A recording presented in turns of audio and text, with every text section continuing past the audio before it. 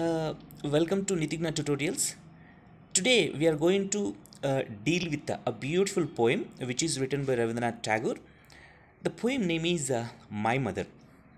My Mother, the beautiful poem which is written by Rabindranath Tagore, and also the poem is there in 8th class English.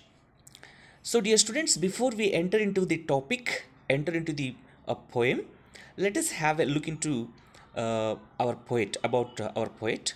ముందుగా మనం poem start చేసేదానికంటే ముందు రవీంద్రనాథ్ ఠాగూర్ గురించి కొన్ని విషయాలు మనం తెలుసుకుందాం. About the poet Rabindranath Tagore, 1861 and 1941, is popularly known as Vishwakavi and Gurudev. So, Rabindranath Tagore is also called as Vishwakavi, and also he is called as Gurudev. He was the founder of Shantiniketan, an experimental school. Everyone knows that our poet, the extraordinary poet Rabindranath Tagore, is the founder of Shantiniketan school, which is an experimental school. So, who is the founder of the Shantiniketan school? Rabindranath Tagore. He was awarded the Nobel Prize in Literature for his Gitanjali, the Song of Offerings. So, Gitanjali, which contains the Song of Offerings, for this book, he is awarded Nobel Prize. Of course, he is the first Indian who is awarded Nobel Prize in India. So he was awarded the Nobel Prize in Literature for his Gitanjali, which contains the Gitanjali book, which contains the Song of Offerings.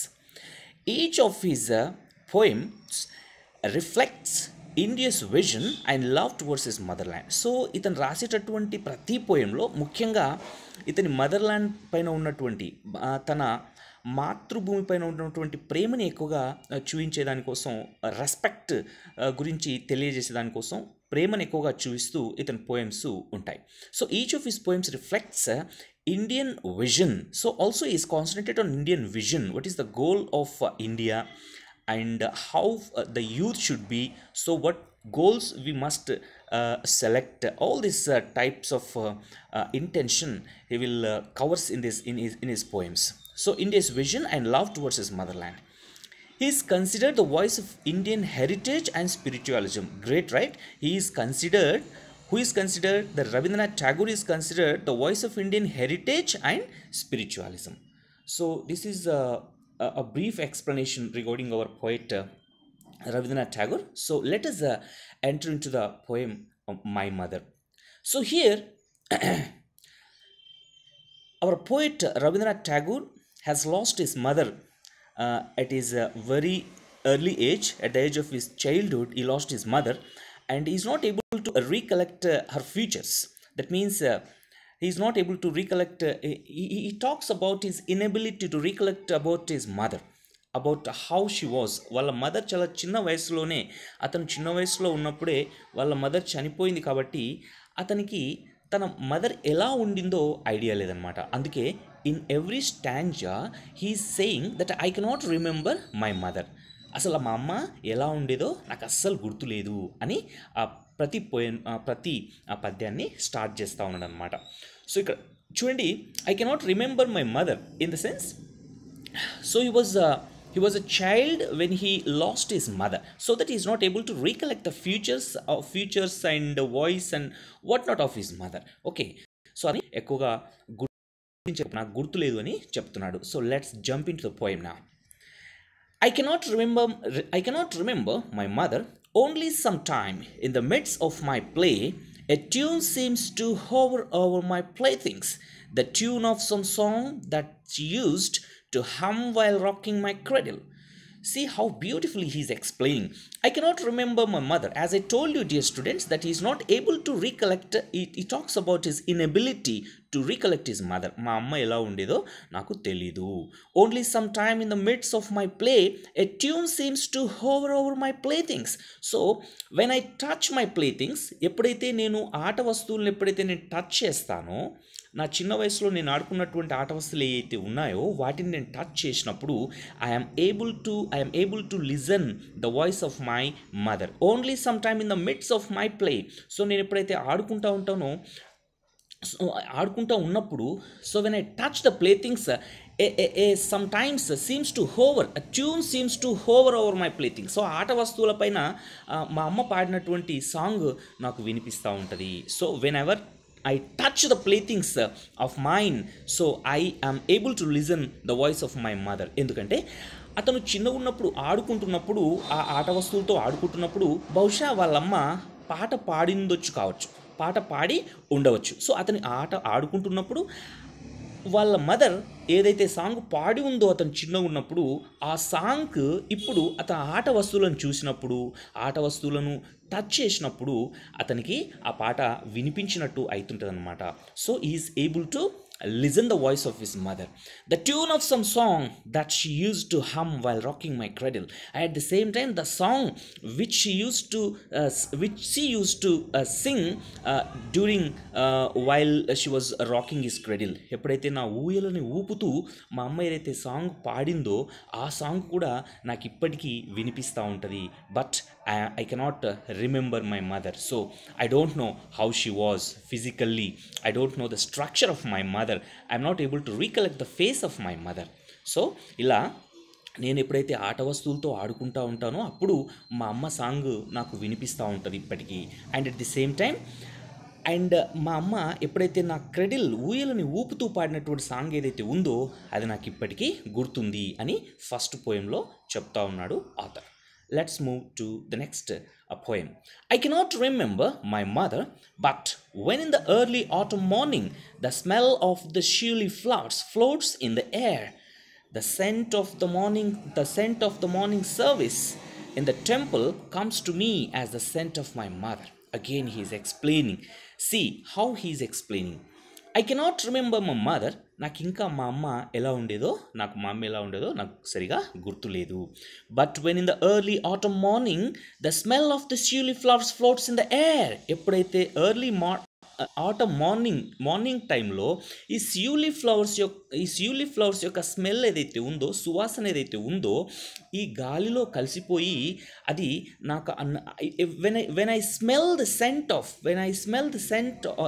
the shirley flowers, ఈ shirley flowers యొక్క smell నేను చూసినప్పుడు I can recollect the scent of my mother. So మా అమ్మ నాకు గుర్తొస్తూ ఉంటుందని చెప్తున్నాడు.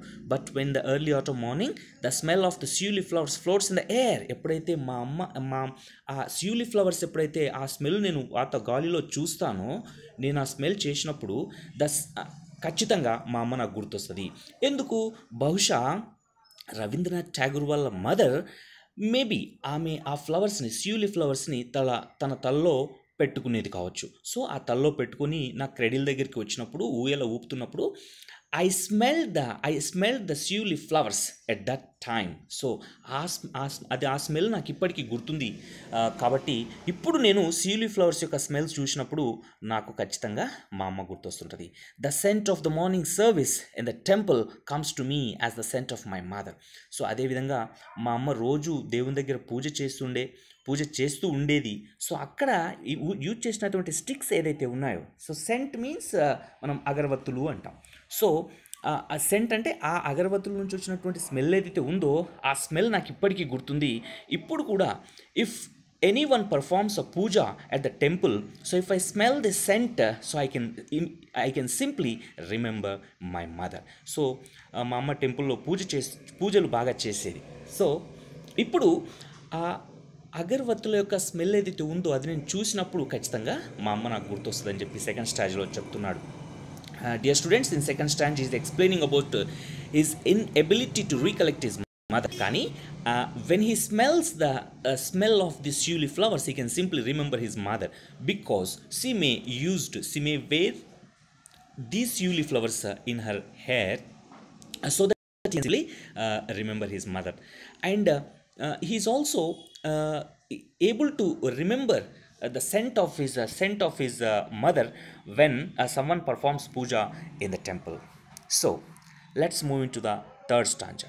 I cannot remember my mother only when from my bedroom window I send my eyes into the blue of the distant sky. I feel that the stillness of my mother's gaze on my face has spread all over the sky. So again he is talking about his inability to recollect his mother. I cannot remember my mother. Only when from when from my bedroom window I send my eyes into the blue of the distant sky. నేను ఎప్పుడైతే నా బెడ్రూమ్లో నుంచి bedroom కిటికీలో నుంచి విండోలో నుంచి ఆకాశం వైపు నేను ఎప్పుడైతే చూస్తానో when I just throw my eyes through my bedroom window to the sky, to the distant sky, I feel that the stillness of my mother's gaze on my face has spread all over the sky. So ఖచ్చితంగా మా అమ్మ ఆకాశంలో నుంచి నన్నే చూస్తున్నట్టు నాకు అనిపిస్తూ ఉంటుంది. You can see this okay, ఇక్కడ మీరు you can see this picture that how our poet Rabindranath Tagore is standing over there in front of the mirror, in front of the window, and is just watching to the sky, and there from there it seems that his mother is watching at him. So here he says that